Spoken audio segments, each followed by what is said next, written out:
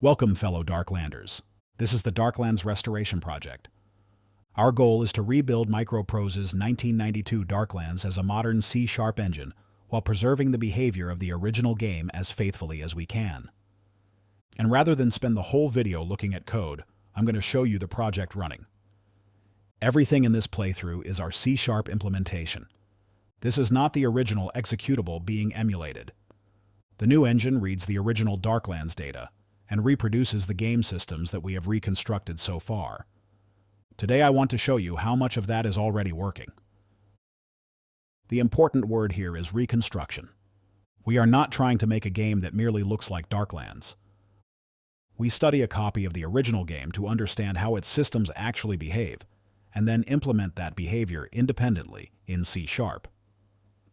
That means we try to preserve not only the text, graphics, and menu choices, but also the conditions behind them: time, reputation, party state, events, random decisions, inventory, character abilities, and the sometimes rather strange logic of the original program. Every time a path is understood and sufficiently verified, it can become part of the playable engine. Let's launch the C# engine. The startup route follows the sequence we recovered from the original game. The host reads and validates the original resources, displays the startup banner, and then enters the opening sequence.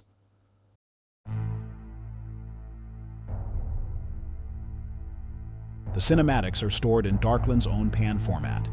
We reverse engineered that format and wrote a decoder for it. So what you're seeing here is not a video conversion prepared in advance.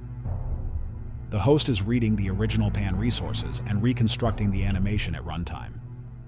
The audio path has been rebuilt as well. The original MT32 command data can be rendered through an MT32 backend, while digitized Darklands sounds are mixed alongside it.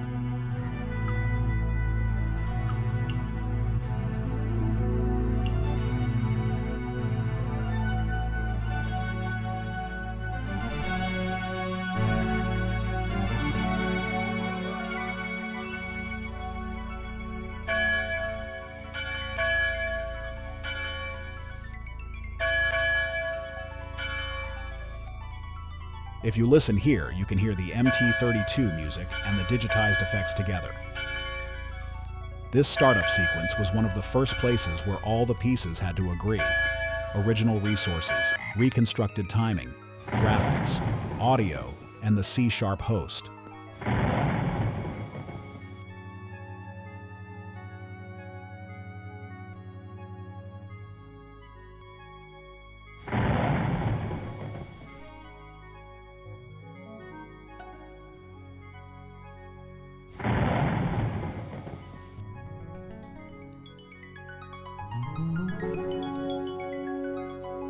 Welcome to Darklands.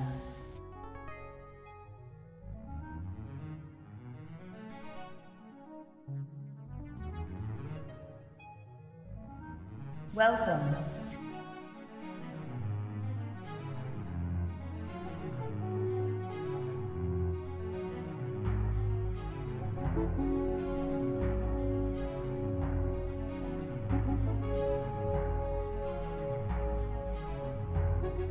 And now we're at the Darklands main menu.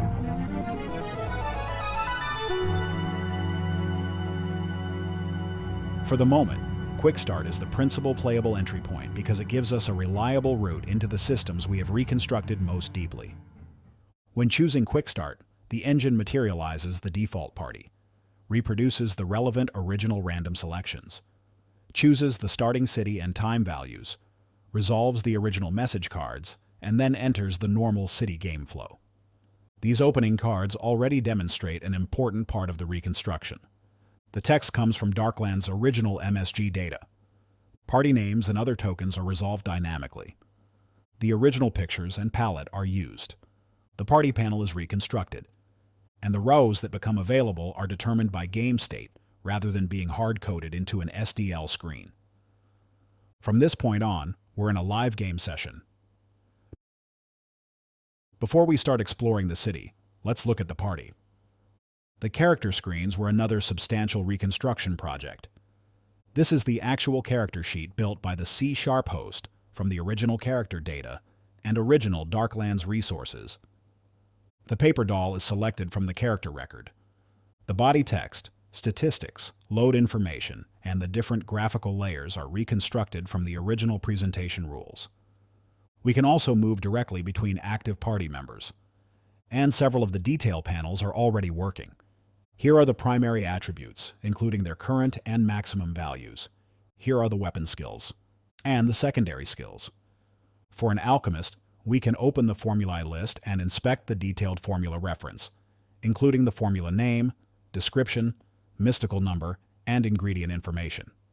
The saints list is reconstructed as well, using the selected character's actual saint knowledge. Some saint interaction is already connected to the shared invocation system, while paths that are not yet completely reconstructed remain deliberately unavailable. And this is party info. It uses the live game session rather than a fixed snapshot. The date, hour, current city, and local reputation reflect what is actually happening in the playthrough, and the map marker follows our current location. Even the map hover is reconstructed from the original location data. Remember this screen, because we'll come back to it after traveling and see the same session updated in another city. Now let's spend some time at the inn.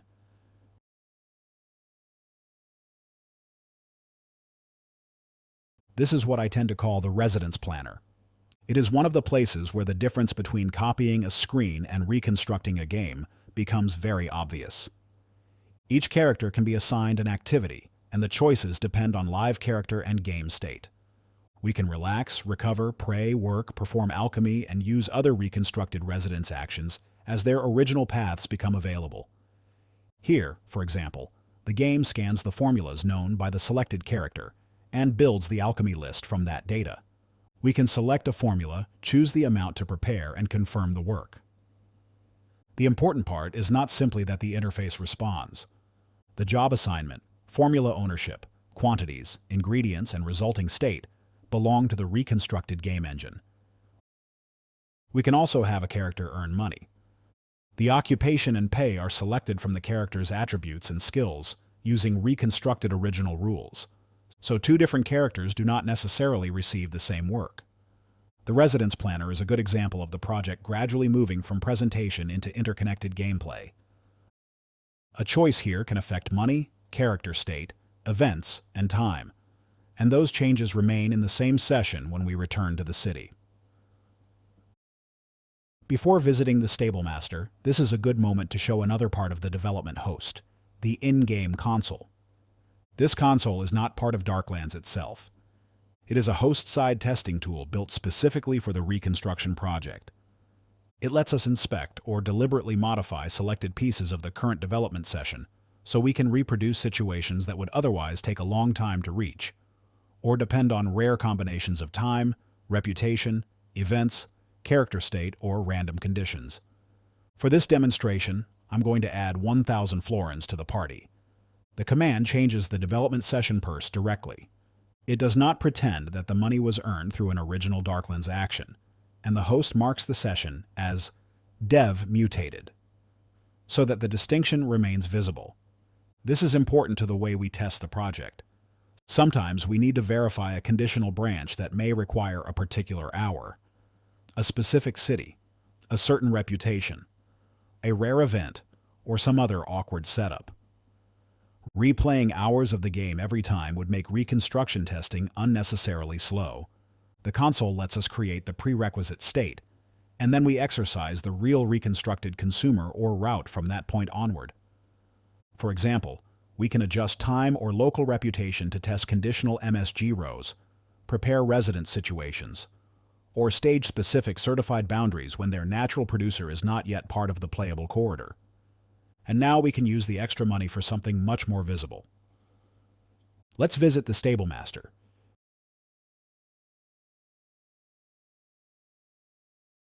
This enters the shared merchant system. Now we can actually afford the horses, so let's buy some. The purchase itself is going through the reconstructed merchant system. The console only prepared the purse beforehand. It does not perform the transaction for us. We can also sell items and barter. The merchant interface is not its own isolated minigame inside SDL. The core C# engine owns the merchant state and transaction results. SDL is presenting that state and returning our input. Other in-systems are present as well.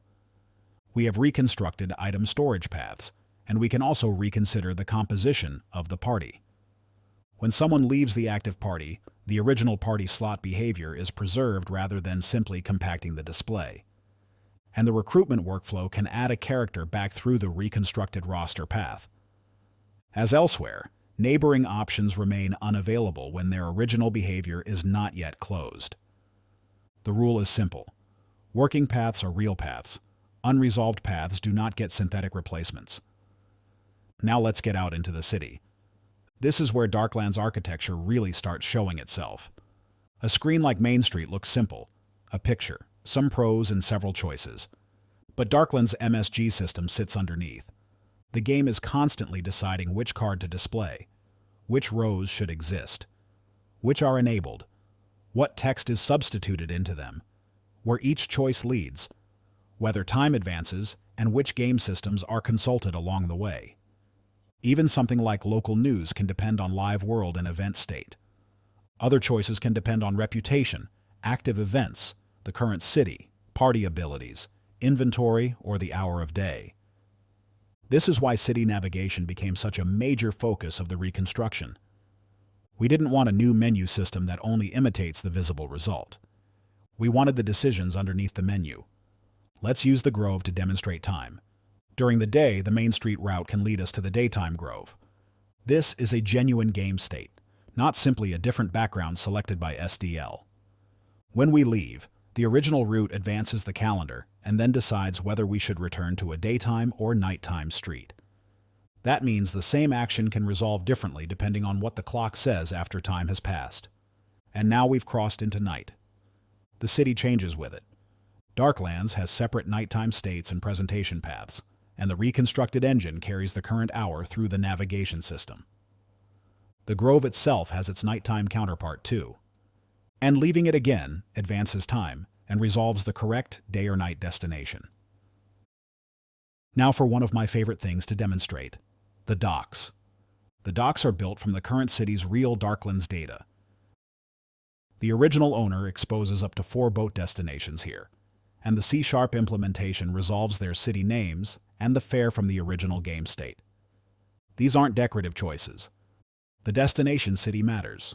The party size matters to the fare calculation, and choosing a voyage enters a real reconstructed travel path. Let's take the boat. The engine deducts the appropriate fare, advances the first part of the voyage, changes the current city to the selected destination, then applies the remaining travel time. Notice that time is actually passing. We're not loading a different demonstration scene. The current game session is moving from one Darklands city to another. And here we are. A different city, reached through the docks, with the calendar and party carried across the journey. Let's prove that continuity. I'll open party info again. Our location has changed on the map. The current city has changed, and the clock reflects the travel time. But this is still the same party, the same money, the same character state, and the same running game session. This is an important milestone for the project, because it shows that the engine is no longer just reproducing isolated Darklands screens. Systems are composing. Character data survives city navigation. Time affects presentation and routing. Transactions affect money and inventory. Travel changes the world location. And the new city's MSG paths consume that updated state. So how do we reconstruct all of this, without simply guessing what Darklands is doing? We begin from a lawfully obtained copy of the game and study the executable and data to understand the original behavior.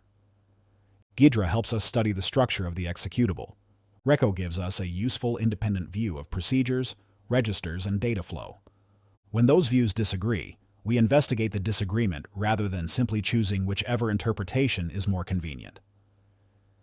Darklands then helps us turn the reverse engineering evidence into implementation-grade reconstruction paths, tracking ownership, control flow, dependencies, and the evidence behind each path. What matters is that the output of those tools is not copied into the C# engine as source code. We use the analysis to understand behavior, and then implement that behavior independently in C#. Finally, the original game running under our verification environment can be used to check the reconstruction. But runtime observation is verification, not the source of the rule. We don't observe one result and guess the code that might have produced it. We work back toward the original owner of the behavior. There is another important part of the architecture. The reconstructed engine is not SDL. SDL is simply the host we're using today.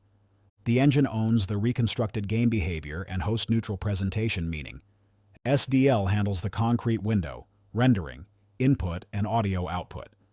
That separation means classic Darklands can already run in a modern resizable or full-screen window while preserving its original coordinate system and aspect. The gameplay doesn't need to know or care that the output window is now high resolution. And because input mapping is separated as well, the same game coordinates remain valid as the window changes. This separation is also what makes higher resolution presentation possible. We already have a bounded enhanced faithful path for supported scenes.